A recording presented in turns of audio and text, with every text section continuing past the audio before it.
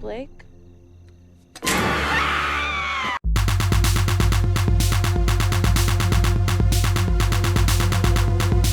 Hello survivors and welcome to Survivor's Guilt, the only channel that determines your odds of surviving 2005's House of Wax. So stay tuned until the end for your survival stats. I'm your host, GhostFake, a proud member of the Mutant Fam, a diverse community made up of fans of the drive-in. Today we're taking a look at 2005's reimagining of 1953's House of Wax, called House of Wax. But first, go ahead and take a pair of wire cutters to that thumbs up button, and then go ahead and cut the Achilles tendon on that subscribe button so that my channel doesn't get away, and then turn that share button into a wax sculpture so that you can show all of your friends. Now I hope you like impressive wax sculptures that turn out to be just real people covered in wax. Seriously?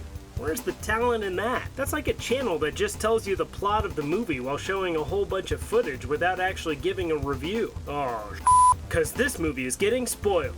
House of Wax, written by Charles Belden and Chad and Carey Hayes, and directed by Jaume Collet-Serra, starring Elisha Cuthbert, Chad Michael Murray, Brian Van Holt, Paris Hilton, Jared Padalecki, Robert Ri'chard, and John Abrahams. House of Wax is about a group of college students who get stranded on their way to a football game, only to find out that the local wax museum is not as innocent as it appears. We open up to the grossest stove you've ever seen, 1974, to someone boiling wax and making a mask out of it, with one kid sitting and eating quietly and another getting carried in kicking and screaming before being strapped in and duct taped to the high chair. Duct tape. Kid tested, parent approved. Cut to present day and some Deftones. Hell yeah movie, where we meet Carly and Paige, who are sitting in a diner talking about their futures. When we get introduced to Carly's boyfriend Wade, and when Paige excuses herself, Wade starts grilling Carly on why her brother, who has a checkered history, had to come with to the football game. We find out that Blake, Paige's boyfriend, posted bail for Carly's brother Nick. We then get introduced to Blake, who is adding a shortcut to his car's GPS in hopes that it will save them an hour. We then get introduced to Nick and his cameraman Dalton, who don't even seem like they want to go to the game when Wade asks them about it. Yeah. We see that Nick is protective over Carly, but in a dick way. A little later, the group hits the road, Blake leading the way, when they come to a roadblock, thwarting their hopes for a simple shortcut. They decide to pull over and camp for the night since it's getting so late, and that they'll just wake up early to make up for lost time. The group set up camp and pass the time playing with a football, and we learn that Nick believes that Carly sold him out to the police when he was in possession of a stolen car, but she swears that she didn't even know that the car was stolen. Carly calls him out for not taking responsibility for his actions and constantly blaming others for the consequences. It's here that we find out that Nick and Carly are twins, and she's the good one and he's the evil one, because every set of twins has an evil one. Later, while the group is hanging out, a truck pulls up to their campsite, blinding them with its headlights. The truck just sits there, not responding to their calls, until Nick chucks a bottle at it, breaking the passenger side headlight before it finally drives off. The next day, the group wakes up way late at 2:30 p.m., and while the dudes load up the vehicles, Paige and Carly go to investigate a putrid smell in the forest. Wade discovers that his alternator belt either broke or was cut, while Carly discovers the origin of the foul odor, which turns out to be this roadkill meat bank that she lands elbow deep into. They yell for the guys to help, and when they show up, they help Carly get out of the decaying dump, just in time for a local to bring in some more deposits. You know, most human meat bankers look down on the animal meat bankers, but not GhostFake. I for one applaud animal meat bankers. They may have lower status in life, but everyone does their part in the meat economy. So sir, you're doing the Lord's work, and I salute you. Wade asks the local if there might be a place where he could get a fan belt, and the man tells him that they might have one in Ambrose, a close by town, and agrees to take them there. The rest of the group heads to the game, while Wade and Carly hop in the man's truck for an awkward, leering ride. They get out of the truck a little early and walk the rest of the way because the ride was so uncomfortable, and find the town of Ambrose pretty desolate. They find an unmanned gas station and decide to look for Bo, a man that the local mentioned earlier. Carly gets a call from Paige, letting her know that they had to turn around because the traffic was so bad that they would never make it to the game in time. Carly and Wade hear music coming from the church, and they barge into what appears to be a funeral. They decide to go ahead and wait outside, and a man comes out, who turns out to be Bo, and he tells them to go wait and he'll be there when the funeral is over. And the two of them decide to go kill some time at the Wax Museum, where Wade discovers that it is literally a house of wax. It is wax. They go in and are surprised that the wax people are just regular people and not celebrities, but are also highly detailed, and that the artist who made all this stuff is named Vincent. Carly gets spooked by a less well-done wax figure knocking it over in her panic. And the two leave the House of Wax. Meanwhile, Blake, Paige, Nick, and Dalton are back at the campsite, and Blake lets Nick and Dalton know that they can go pick up Carly and Wade. Hey, you guys gonna have sex? What? Because me and Paige are. So you two go pick them up. Back in Ambrose, Wade and Carly go into the gas station, having waited 45 minutes with no sign of Bo. But Wade can't find the right size belt. Bo shows up and tells them that he has the right sized belt at his house, and the three of them walk there. Bo tells them the backstory behind the Wax Museum, that a woman named Trudy Sinclair started the House of Wax, but she went crazy because of a cyst in her brain. And her husband, Dr. Sinclair, ended his life when he couldn't save her, landing Doc Sinclair at deposit number 1 into the meat bank. Sinclair was so depressed that he couldn't save her, he blew his head right off. Because we have to start somewhere. They arrive at Bo's house and Carly gets in his truck while Bo heads into his house to get the belt and change, and Wade goes in to use the bathroom. Meanwhile, Nick and Dalton are heading towards Ambrose when we learn that Dalton was the one that actually stole the car, that got Nick in trouble when he took the fall for it, and that he covered for Dalton because Dalton has a clean record and Nick already has plenty of marks on his. Back at Bo's house, Carly discovers that Bo's truck is the one that visited their campsite the night before, and Wade snoops around and discovers that the story Bo told about Doc Sinclair and Trudy was actually true. The lights go out in the room where Wade is, and while he tries to find his Wade out, someone found their Wade in and uses a pair of scissors to snip his Achilles tendon, and then they knock him out. Carly tries to call Paige, but has to leave her a voicemail letting her know that they found the truck from the night before. Just then, Bo comes walking out of his house, so Carly jumps in his truck and locks the doors. He breaks out the window and tries to pull her out of the truck, so she starts it and tries to drive off, but the truck gets hung up, so she takes off on foot. Meanwhile, Vincent has taken Wade to his wax lab and numbs him up so he can't fight back, as he prepares him to be included in the House of Wax. And while Wade gets coated with hot wax, Carly gets to Ambrose only to find that the town bursts to life when she enters it. She heads into the church, finding it exactly as it was when her and Wade got there earlier, before she bumps into one of the wax statues breaking off its arm,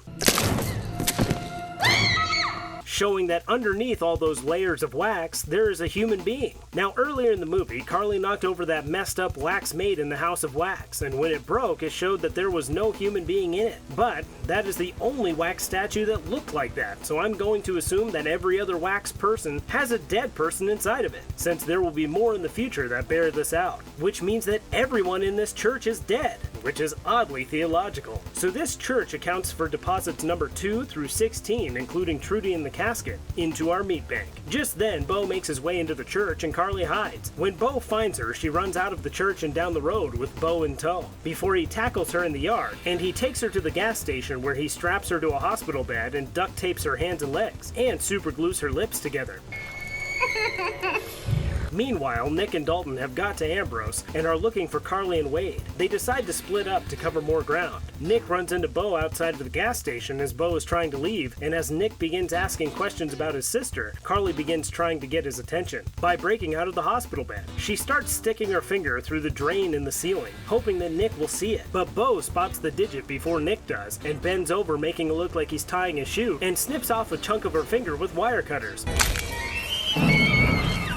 Yeah, that'll teach her. Carly then has no choice but to rip her lips apart so that she can scream to get Nick's attention. Nick hears her scream and gets in a fight with Bo before knocking him down and then running into the gas station. And he locks Bo out before heading downstairs to free Carly. Meanwhile, Dalton is at the House of Wax, where, given what we now know, we must start adding more meat to the bank. Again, assuming that all of these contain a real live dead person, we've got deposits 17 through 24 in this room, and then 4 more that we saw earlier in the movie in the adjoining rooms, making deposits 25 through 28. And then Dalton finds this guy who looks a whole lot like Wade. Wade? Dalton, like a real pal, starts trying to free Wade from his wax prison. Yeah, dude, don't stop now! But while Dalton peels away at his friend's layers, Vincent, the once conjoined twin of Bo, appears and uses his knife to finish what Dalton started. Dalton runs away from Vincent and ends up in this stairway. Now, here's the deal, guys. I have to assume that Vincent used actual real faces to decorate this stairway, since the vast majority of the wax people in this town will turn out to be human beings encased in wax. So this stairway accounts for for meat bank deposits 29 through 104, and we haven't even counted Wade yet. Vincent pushes Dalton down the steps, cornering him at the bottom, and then uses his cool blades to deposit Dalton at deposit number 105 into the meat bank.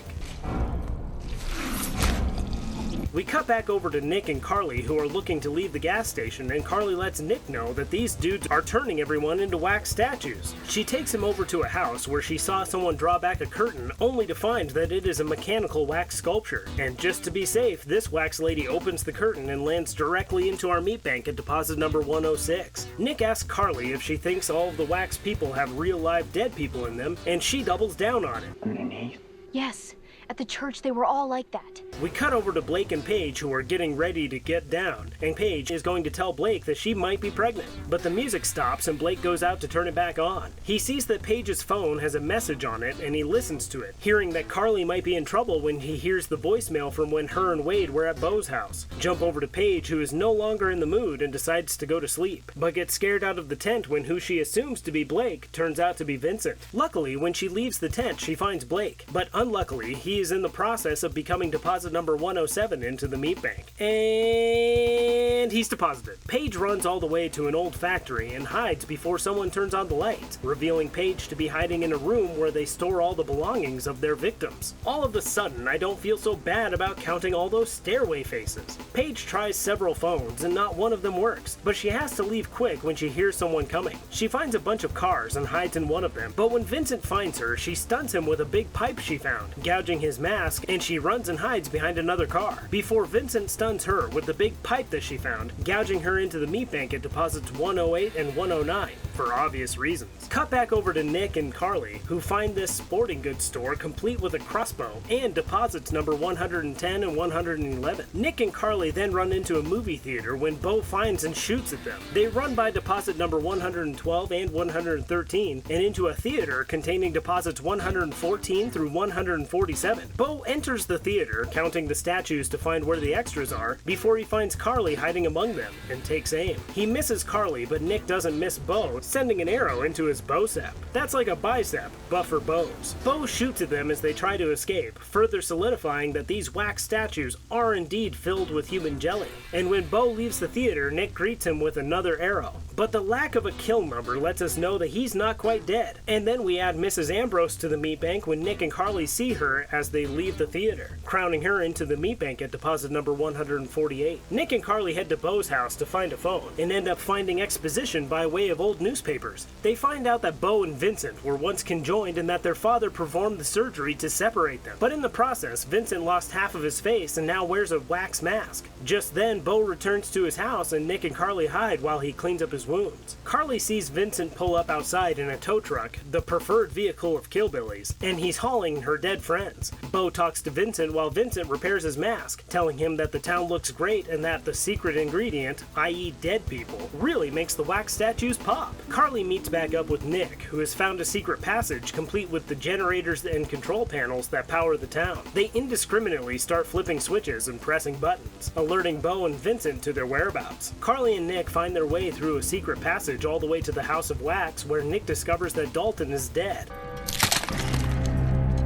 Just then, Vincent comes storming down the passageway and he and the twins fight. Nick pulls out the cauldron of burning wax to slow down Vincent, before he and Carly head upstairs. Carly notices the high chairs and realizes that Beau was the evil twin the entire time. Well, I mean, they're both pretty evil. So that seems like a highly unnecessary plot point, especially since the only person we've seen kill anyone so far has been Vincent. That is an incredibly stupid twist. Anyway, the good twins run across Wade, who has finally stopped moving and crying. I thought he would never die, finally landing Wade into our meat bank at deposit number 149. Wade, you were one of the first people out of the movie, and one of the last people to actually be deposited. That is completely unacceptable. The twins run into Beau, and they all beat the hell out of each other, knocking over wax statues and confirming that we deposited them correctly, while the fire in the basement starts melting the entirety of the House of Wax, which makes the climax of this movie really great. When Nick gets on top of Beau, Beau stabs Nick in the leg and kicks him away. Beau gets up to finish him, only to get hit in the face with a bat by Carly, who then proceeds to deposit him into the meat bank at deposit number 150. Just then, Vincent arrives upstairs and laments his dead brother before going after Carly. Carly runs upstairs and Vincent follows, and Nick struggles to walk while Bo sinks into the wax floor. Carly hides in a room and barricades the door with a wax crib complete with wax conjoined twins, leaving Vincent to use a knife to start cutting through the door. That's a nice touch, but a bit on the nose. Vincent plows through the door and corners Carly, who tries to reason with him, while Nick continues to struggle on the stairs. And just when Vincent is about to deposit Carly into the meat bank, Nick shows up in the Hymn of Time and tackles Vincent, and knocks off his mask, revealing that Bo was not the ugly twin all along. Carly runs back into the room and sees the perfectly good knife stuck in her brother's leg and decides not to let a perfectly good weapon go to waste. She pulls the knife from Nick and sticks it in the ugly twin. Nick pushes Vincent off of himself and off the bed, sending Vincent through the floor, as well as the rest of them, and sending Vincent into the meat bank at deposit number 151. That's a nice touch, but a bit on the nose. And as the giant house-shaped candle melts around them, Carly and Nick try to find a way out of the wax house. Carly, remembering what her professor once told her, that if you can't find a door, make a window, starts scraping at the wall to make an escape route. I'm sorry, that's a lie. Her professor never said that. I did. They crawl through the hole that they made and ride the house down to the floor level. Now I have to say, this ending scene didn't age that well, and the effects look kind of silly. But it's fun as all hell, and I really do appreciate the amount of practical effects that they used in creating this scene. It's actually pretty damn awesome, and if you get the chance, you should watch the special features to see what all they did. Carly and Nick escape the House of Wax and stand by while it burns down, while Vincent lays all dead on his brother Bo, and the two of them are submerged in molten wax. Cut to the next morning when the town is now a thriving crime scene. Carly asks this here sheriff how all of this could have gone unnoticed, and he says that the town is hard to get to, it's been abandoned for 10 years, and it's not even on the map anymore. You've been rehearsing this, haven't you?